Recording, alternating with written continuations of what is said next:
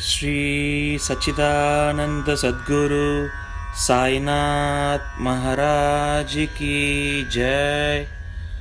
Chapter 27. Favor shown by giving Bhagavad and Vishnu Sahasranamam, Dikshit's Vital Vision, Gita Rahasya, Copper Days. This chapter describes how Sai Baba favored his devotees by granting them religious books after he had touched and consecrated them for Parayan and certain other matters. Preliminary. When a man takes a plunge into the sea, he gets the merit of bathing in all the tirthas and sacred rivers. Similarly, when a man takes a refuge at the feet of the Sadguru, he gets the merit of bowing to the Trinity, that is, Brahma, Vishnu, and Mahesh, and also Parabrahma. Victory be unto Sri Sai, the wish-fulfilling tree and the ocean of knowledge, who gives us self-realization. O Sai, create in us reverence for your stories. Let the readers and audience devour them with the same relish with which the chatak bird drinks the water from the clouds and becomes happy. While listening to your stories, let them and their families get all the true and pious emotion.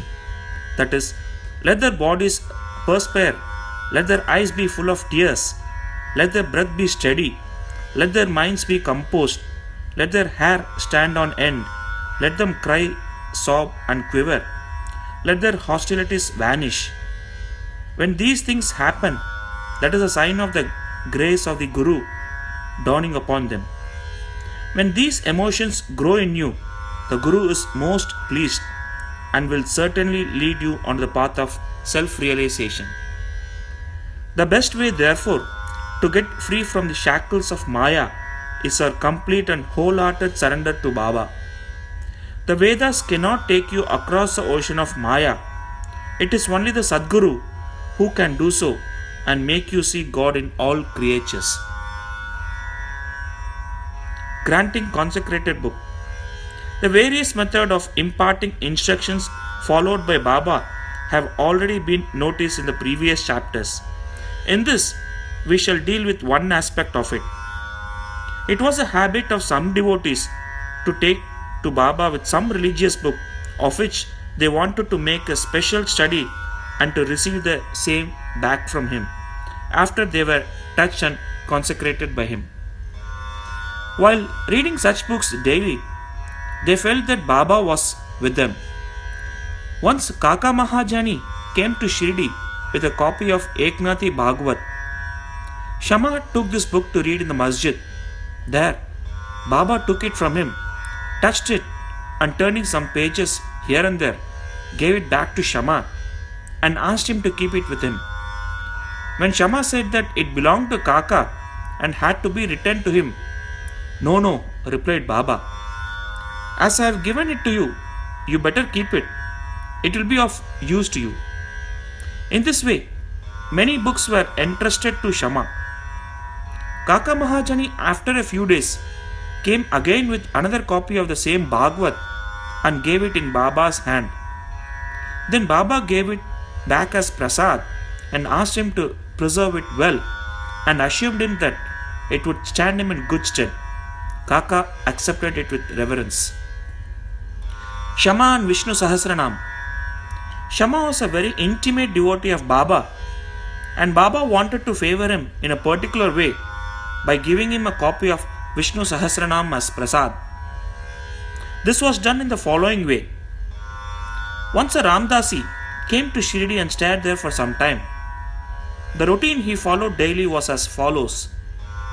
He got up early in the morning, washed his face, bathed, and then after wearing saffron-colored clothes and besmearing himself with sacred ashes, read Vishnu Sahasranam, a book giving 1,000 names in praise of Vishnu and held second in importance to Bhagavad Gita, and Adhyatma Ramayana, a historic version of Rama's story with faith.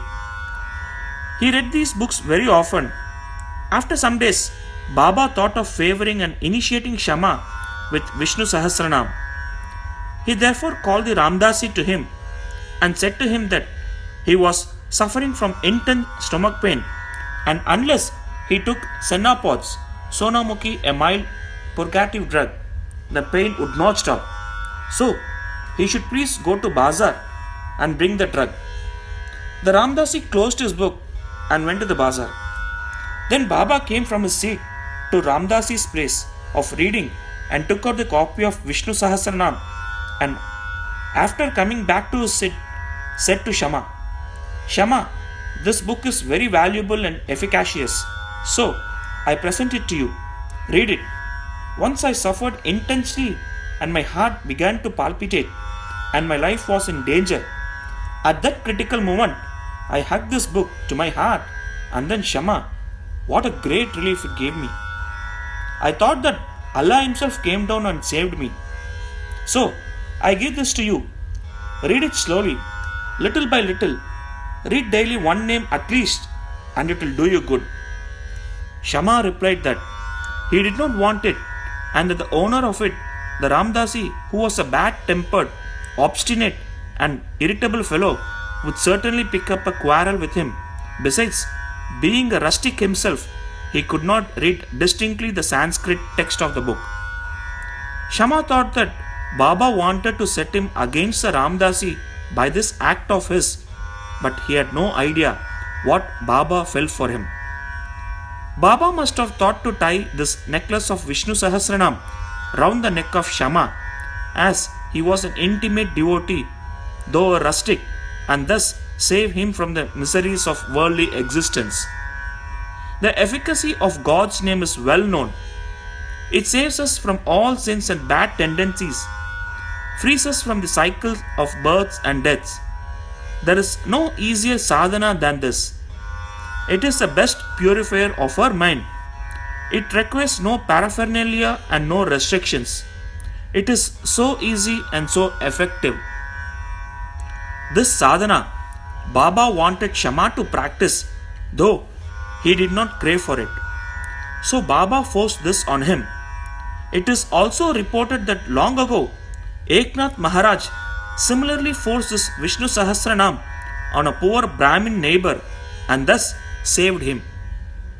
The reading and study of this Vishnu Sahasranam is a broad open way of purifying the mind, and hence Baba thrust this on his devotee Shama.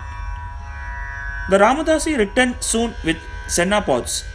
Anna Chinchanikar, who was then present and wanted to play the part of Narad, the celestial rishi who was well known for setting up confrontations between gods and demons and vice versa, informed him of what had happened. The Ramadasi at once flared up. He came down at once on Shama with full fury. He said that it was Shama who said Baba to send him away under the pretext of stomachache for bringing the medicine, and thus took away the book. He began to scold and abuse Shama and remarked that if the book was not written, he would dash his head. Shama calmly remonstrated with him, but in vain. Then Baba spoke kindly to him as follows: "O Ramdasi, what is the matter with you? Why are you so turbulent? Is not Shama our boy? Why do you scold him unnecessarily? How is it you are so quarrelsome? Can you not speak soft and tender words? You read these sacred books daily, and still your mind is agitated and your passions uncontrolled. What sort of Ramadasi are you? You ought to be indifferent to all things. Is it not strange that you should possess this book so strongly? A true Ramadasi should have no mamata, but have samata towards all. You are now quarreling with Shama for a mere book. Go, take your seat. Books can be had in plenty with money, but not men. Think well and be considerate. What worth is your book? Shama had no concern with it. I took it up myself and gave it to him. You know it by heart. I thought Shama might read it and benefit thereby, and so I gave it to him." How sweet were these words of Baba, soft, tender, and nectar-like. Their effect was wonderful. The Ramadasi calmed down and said to Shama that he would take Pancharatni Gita in turn. Shama was much pleased and said, "Why one?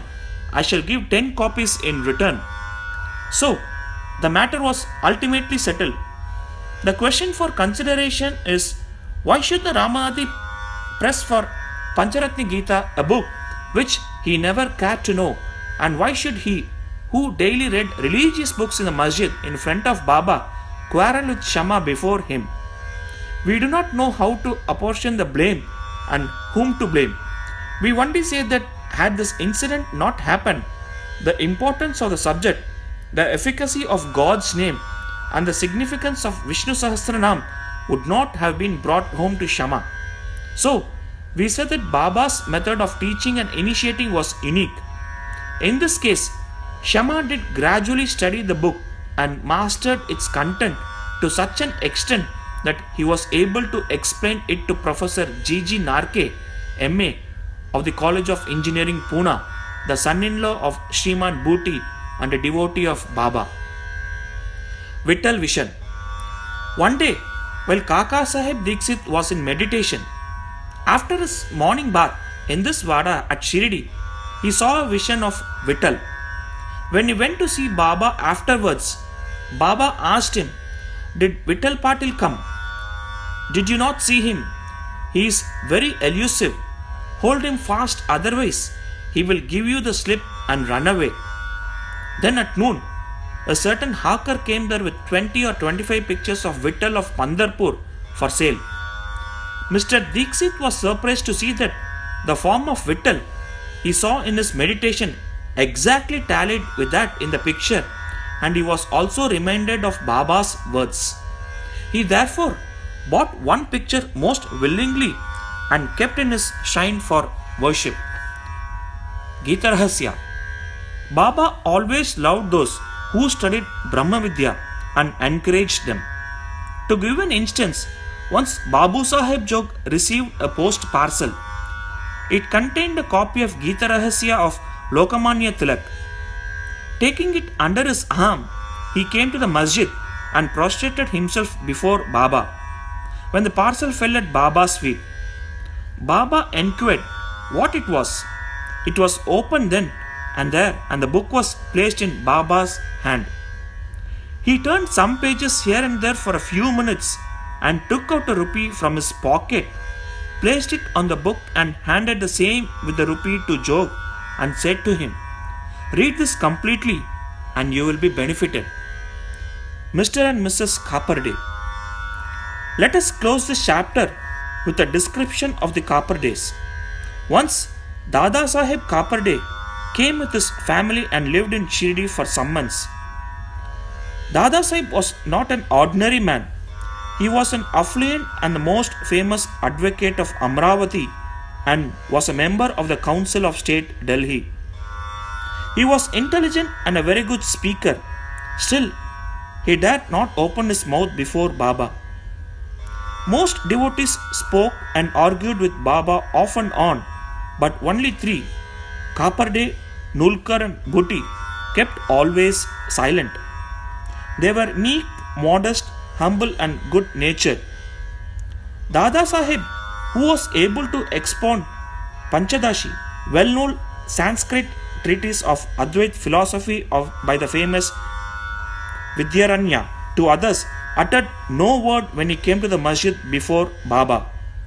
A man, however learned he may be even in Vedas, fades away before one who has realized Brahma and becomes one with it. Learning cannot stand before self-realization. Dada Sahib stayed for 4 months, but Mrs. Kaparde stayed for 7. Both were highly pleased with their Shirdi stay. Mr. Kaparde was faithful and devout and loved Baba deeply. Every noon, she brought Naivedya herself to the masjid, and after it was accepted by Baba, she used to return and take her meals. On seeing her steady and firm devotion, Baba wanted to exhibit it to others. One noon, she brought a dish containing sansa, puris, rice, soup and kheer and other sundry articles to the masjid. Baba, who usually waited for hours, got up at once went up to his seat and removing the cover from the dish, began to partake of things zealously. Shama then asked him, "Why this partiality? At times you throw away dishes of others and do not care to look at them, but this appeals to you earnestly. Why is this a dish brought by this lady so sweet? This intrigues us." Baba then explained, "This food is really extraordinary. In former birth, this lady was a merchant's fat cow yielding much milk. Then she disappeared and took birth in a gardener's family, then in a Kshatriya's family and married a merchant. Then she was born in a Brahmin family. I saw her after a very long time. Let me take some sweet morsels of love from her dish." After saying this, Baba did full justice to her dish, washed his mouth and hands, belched out as he was fully satisfied, and resumed his seat. Then she bowed down and began to shampoo Baba's legs, and he began to talk with her and knead her arms, which were shampooing his legs. On seeing this reciprocal service, Shama began to joke and said, "It is going on well. It is a wonderful sight to see God and his bhakta serving each other." After being pleased with his sincere service, Baba asked her in a low and fascinating tone to chant Rajaram, Rajaram, then and always, and said, "If you do this, your life's object will be achieved. Your mind will attain peace and you will be immensely benefited." To persons unfamiliar with spiritual matters, this might appear as a polite gesture, but really it was not so. It was a case of what is technically called Shaktipat, that is, transference of power from the Guru to the disciple. How effective were Baba's words! In an instant, they pierced her heart and remained there. This case illustrates the nature of the relations that should subsist between the Guru and the disciple. Both should love and serve each other as one. There is no distinction nor any difference between them. Both are one, and one cannot live without the other. The disciple placing his head at the Guru's feet is a gross or outward vision.